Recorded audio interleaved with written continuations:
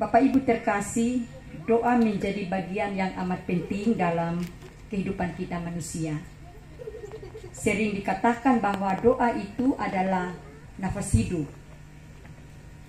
Karena dengan berdoa, maka kita bisa mendapat kekuatan. Dengan doa kita bisa mendapat kenyamanan untuk kita melanjutkan kehidupan kita. Biasanya dalam doa kita mengatakan kepada Tuhan hal-hal yang terjadi dalam hidup kita. Kita menyatakan kepada Tuhan hal-hal prinsip yang mungkin ada hal-hal yang tidak bisa kita cerita kepada manusia. Ada pergumulan-pergumulan hidup, ada masalah, ada persoalan yang mungkin kita tidak bisa menyampaikan itu kepada orang lain, kepada sesama kita, pada teman kita, tetapi di dalam doa kita merdeka untuk menyampaikan pergumulan-pergumulan hidup kita kepada Tuhan, sehingga kita mendapat kelegaan, kita bisa mendapat kekuatan hidup. Dengan demikian orang percaya perlu berdoa dalam melakukan segala sesuatu.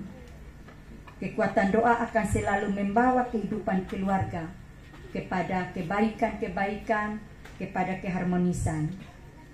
Di saat kita mengundang Tuhan untuk selalu hadir dalam kehidupan rumah kita, dalam kehidupan pergumulan-pergumulan kita, dalam aktivitas hidup kita, maka dengan itu kita dapat mengalami ketenangan. Sekalipun ada masalah, ada banyak hal yang membuat kita cemas, tetapi di saat kita berdoa sekali lagi selalu ada ketenangan, selalu ada kelegaan. Kita memperoleh sebuah keyakinan yang baik untuk kita dapat memahami kehendak Tuhan dalam hidup kita. Tanpa berdoa kita tidak akan tahu tentang perjalanan hidup kita yang sebenarnya. Dan kita akan cenderung hidup menurut keinginan diri sendiri. Dan bisa kita mengambil jalan salah. Di saat kita mengandalkan diri kita, pikiran kita, kita bisa memilih jalan yang salah untuk kita tempuh. Bapak Ibu Saudara yang saya kasih dalam Kristus Yesus, kitab pertama Tesalonika 5 ayat 17 berbicara tentang bagaimana orang-orang percaya harus tetap berdoa. Nasihat ini disampaikan oleh Paulus di saat jemaat atau keluarga-keluarga Kristen di Tesalonika berhadapan dengan situasi hidup yang tidak pasti. Mereka berhadapan dengan iman, dengan pengharapan kepada Tuhan yang tidak pasti. Mereka mempertanyakan tentang kedatangan Tuhan. Mereka juga mempertanyakan tentang bagaimana hidup kekristenan, apa jaminannya menjadi orang Kristen. Itu kita bisa melihat itu dari pasal 4. Tesalonika 4 ayat 13 sampai pasal 5 ayat 1 sampai 11. Ketidakpastian mereka akan kekristenan dan ketidakpastian akan kedatangan Tuhan membuat mereka menjalani hidup tidak benar. Mereka asal hidup, tidak memiliki konsep hidup yang jelas, mengabaikan doa-doa bersama, baik itu di dalam keluarga maupun dalam komunitas sebagai orang percaya, sehingga hidup menurut keinginan diri sendiri, tidak menjaga etika kehidupan, tidak menghormati orang-orang yang kerja atau yang melayani dengan sungguh-sungguh, yang memimpin dan menegur kehidupan mereka. Tidak ada rasa hormat karena arah hidup tidak lagi jelas.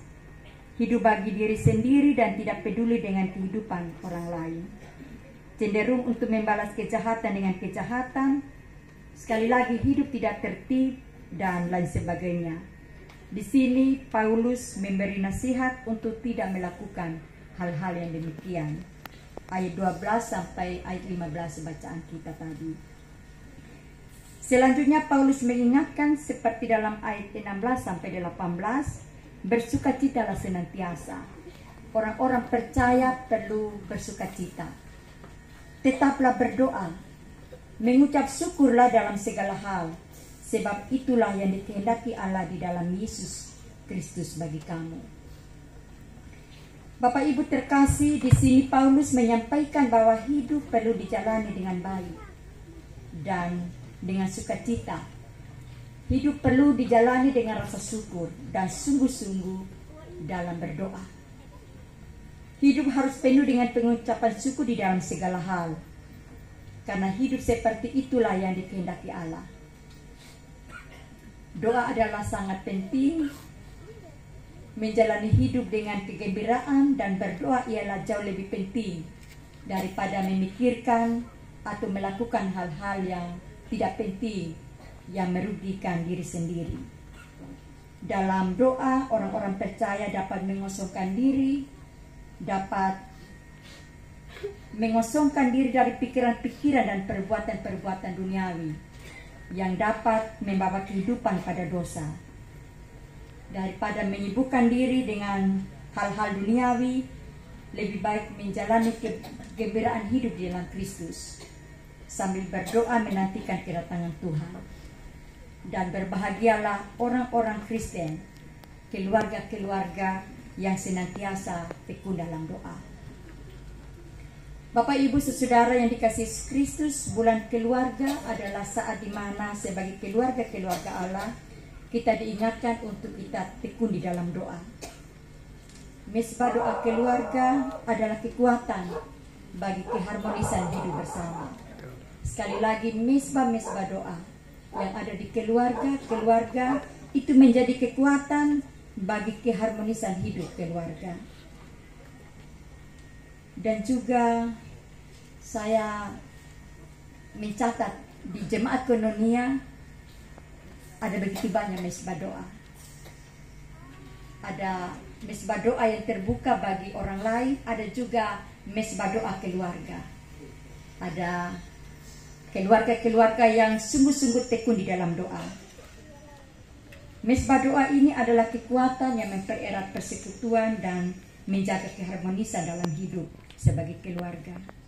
Sehingga di saat kita tekun dalam doa, membuat kita menjadi pribadi yang kuat, menjadi pribadi yang teguh di dalam mengimani Tuhan.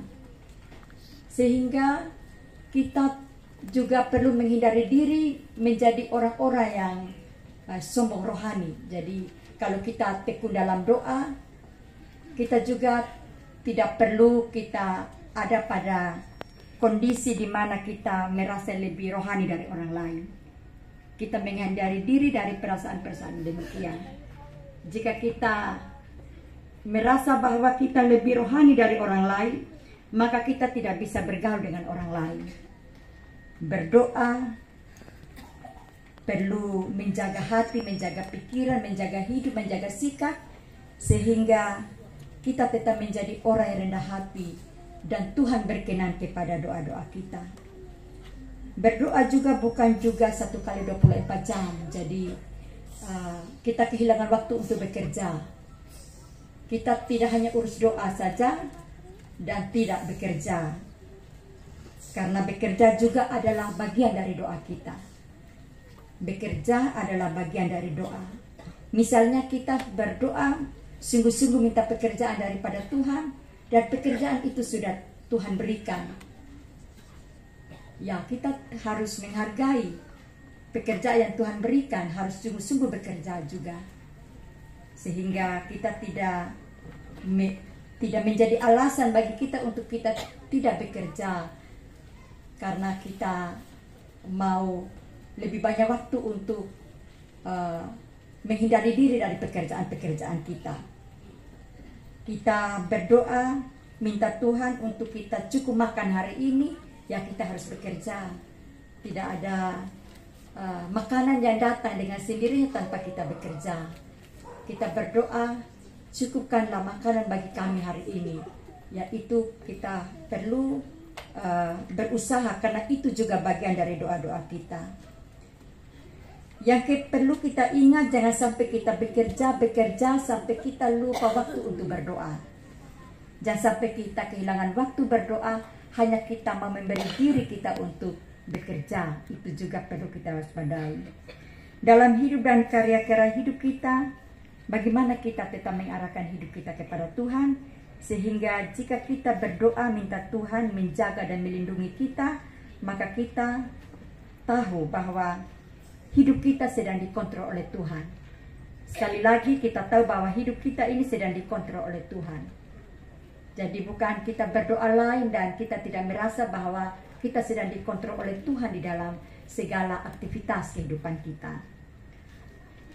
Bapak Ibu terkasih, pekerjaan-pekerjaan kita sekali lagi adalah juga menjadi bagian dari doa. Dengan demikian kita perlu terus-menerus menyerahkan hidup kita kepada Tuhan. Dalam bekerja pun tetap hati pada Tuhan, sehingga kita tidak lupa bahwa Tuhan itu sedang ada bersama kita. Kita diingatkan untuk menghindari diri dari hidup yang tidak tertib. Perlu memiliki etika hidup yang baik, hidup saling peduli, dan tetap bersukacita. Dan di bulan keluarga ini, bulan di mana kita diarahkan untuk bagaimana kita memahami diri kita sebagai satu persekutuan di dalam Tuhan.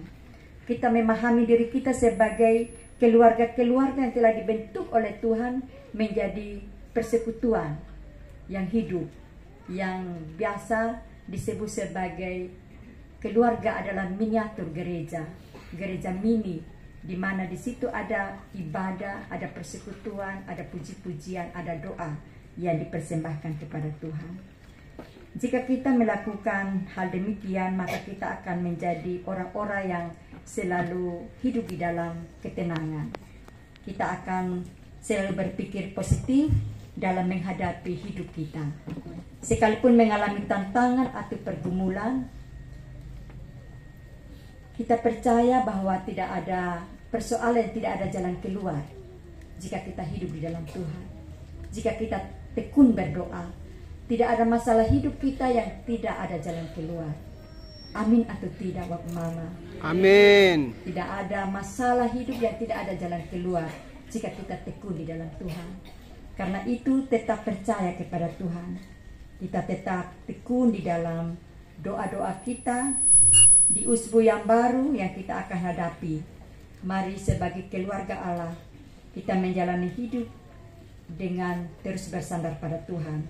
Mari menjadi keluarga yang menjadi teladan dalam doa, sehingga keharmonisan hidup sebagai persekutuan gereja, masyarakat, dan juga teristimewa dalam persekutuan keluarga dapat terpelihara. Hiduplah di dalam Tuhan. Hidupkanlah mesbah-mesbah doa di dalam setiap keluarga kita. Jangan pernah kita stop untuk kita kuat di dalam kita menghidupkan mesbah-mesbah doa kita. Dalam sukacita di dalam doa kita menanti kedatangan Kristus dan kita dipermuliakan di dalam Tuhan. Tuhan memberkati kita untuk kita tetap menjadi persekutuan keluarga yang diberkati dan selalu mengalami keharmonisan dalam hidup kita, tidak hanya di bulan keluarga, tetapi juga di waktu-waktu yang masih Tuhan percayakan kepada kita. Tuhan memberkati kita sekalian. Amin.